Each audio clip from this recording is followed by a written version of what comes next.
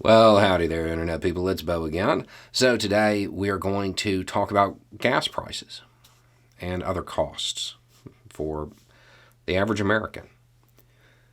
And we're going to talk about the Republican talking point about how the Biden administration isn't doing anything.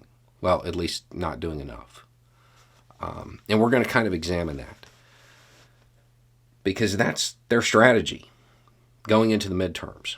The idea is to cast the Biden administration as though it isn't doing anything to help the little people, and that the Republican Party, they would be different because they care about those of us on the bottom. That's the idea. Okay, so the Biden administration has announced that I guess they're going to pump out 1 million barrels a day out of the strategic reserve. They're going to release that in an attempt to cushion the blow from rising gas prices. The administration is saying it's going to be significant.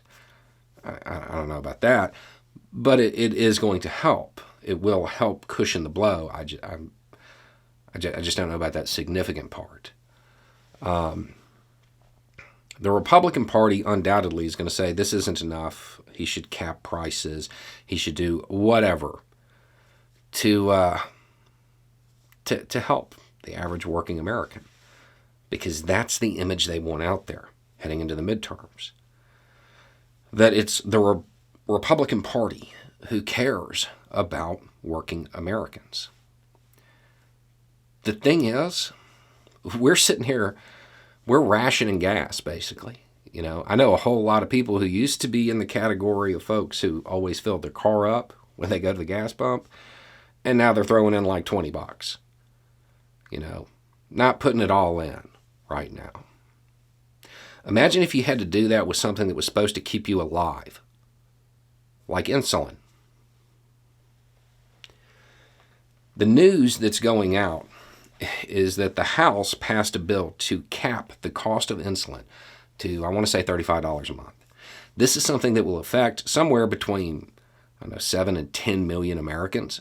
That's a lot of families when you start breaking it down.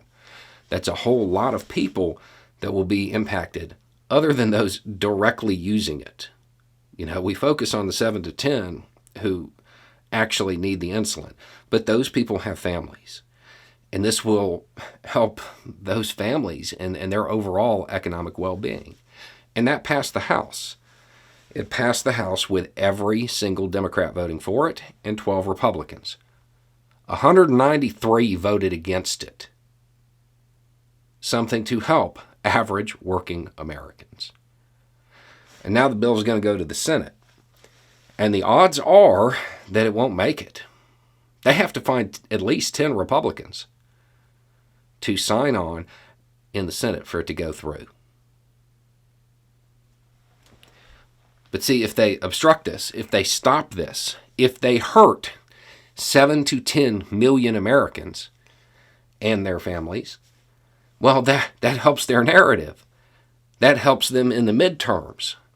That helps them be able to say, see, the Biden administration didn't do anything for you, even though it was them that stopped it. Their strategy going into the midterms is to hurt you as much as possible and blame it on Biden. 193 Republicans in the House voted against this. In these economic times, while they're sitting there just railing about $1 increase in the price of gas, they don't want to help people with medicine, with something they need to survive, something they need to live. That, oh no, we can't do that, because that might make the Biden administration look good. And that's what they care about. They care about power, not policy. This bill, it's going to the Senate because it did make it through the House over almost every Republican's objection. If there's that kind of turnout in the Senate, it won't pass. And I am certain that the Republican Party will find some way to blame that on Biden and say, hey, look how much you're paying. for these meds. Think about all the costs that are going up right now. That's the Biden administration's fault.